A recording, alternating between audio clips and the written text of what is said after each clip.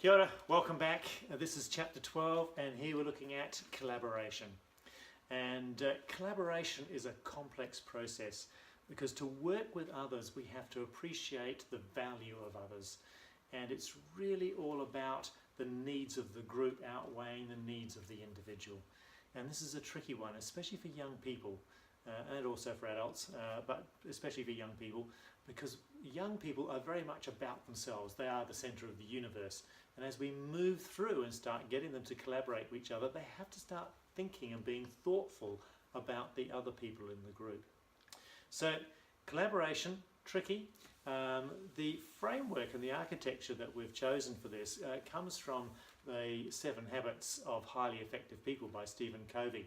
And it's a book that's been around for quite some time, but these 7 habits seem to be a good, fairly simple framework that we can work with to actually build collaborative practice amongst ourselves and with our young learners. So what are they? Well, the first one is being proactive. Okay, in a collaborative environment, each person in the group has to be proactive and work with the group to get the outcomes that we've decided we need. Okay. Second one, begin with the end in mind. In other words, if you know where you want to go, then there's a series of strategies to go this, this, this, this, and this. Okay, maybe if I do that, who wants to do this? Who wants to do this one? Who wants to do that one? Right, maybe you two work together and do this one, and we'll get to the end, but we will only get to the end if we know what the end looks like. So we need to be clear before we start the journey. Well, what do we want to get out of this? Now, that may change, okay, over the time which you go through the process, because someone might come with this creative idea, go, we could do this, and yep, that might be a good thing to do. Not always, but it might be a good thing to do. So the end in mind doesn't mean you have to do this bit here. You have to do the final thing here. It's an aim and it guides you to that point. It may be that you stray off and do something quite different at some point. So begin with the end in mind, number 2. Number 3 is like the other end of that spectrum, put first things first. So if we get these things done, then we're actually on our way because we know the end point, we know the start point. Now we have to go through the learning process to get from here to here. And this is where the learning process becomes very, very critical. And we deal with the learning process in the resource, The Future of Learning. And we map that there. And so knowing where we're beginning, knowing where we want to end up, knowing that we may not end up exactly here, but this is our aim. Okay? So be proactive, begin with the end in mind, first things first. Then we're talking about think, win-win. In other words, it's about all of us in the group winning. It's not about someone dominating, it's not about someone being passive, it's about everyone's being win-win. Okay, so we want to go through this process and make sure that we give and we take and we all win in the end. Okay, so we want a win-win relationship. I win out of this conversation, you win out of this conversation. It's not a matter of manipulating and melding people into what you want them to do. Everybody needs to win.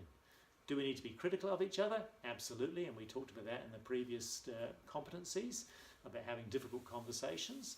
Okay, we need to have those conversations, but we need to have them in a civil manner and accept that sometimes, yeah, we do need to be brought up and actually exposed for some of the things we do.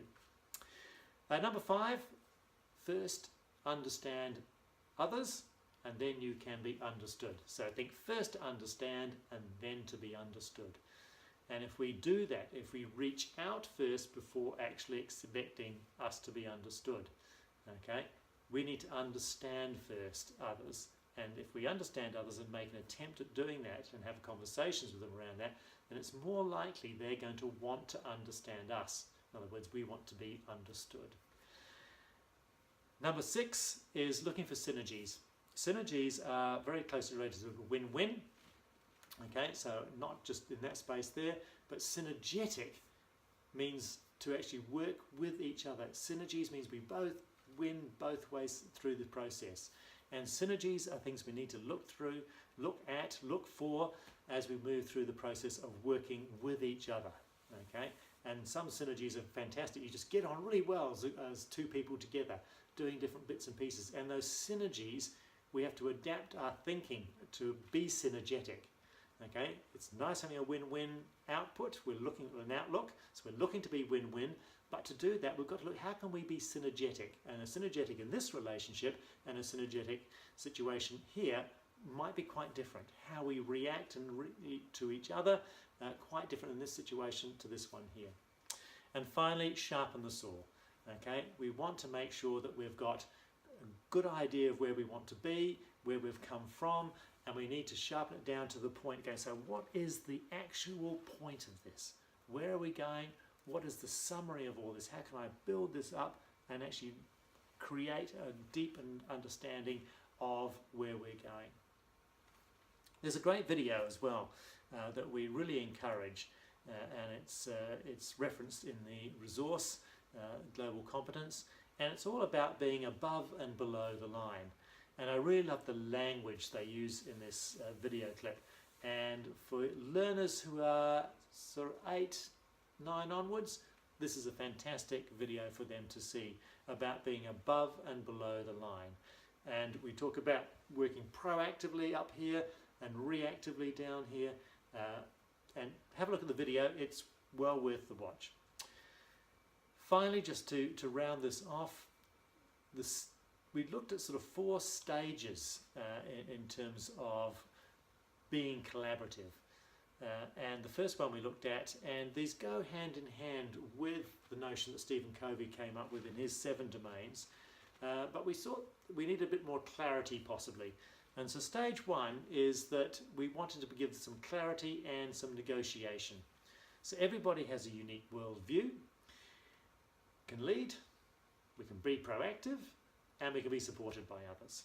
Okay, and we require those things. Number 2 in the clarity and negotiation sphere, keeping the end in mind. Collaboration integrates each person's character and principles, okay, to develop a range of ideas and concepts and distill those into a single understanding.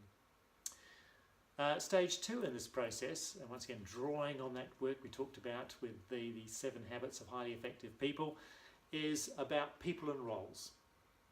Put first things first and negotiate purpose and the roles of each member. Okay, number 3. Number 4, all the team members are encouraged to adopt an agile thinking framework, an agile thinking mindset, so we can adapt to new roles as they arise. And it's important that we can adapt to those new roles as they arise. Okay, issues will happen through the process.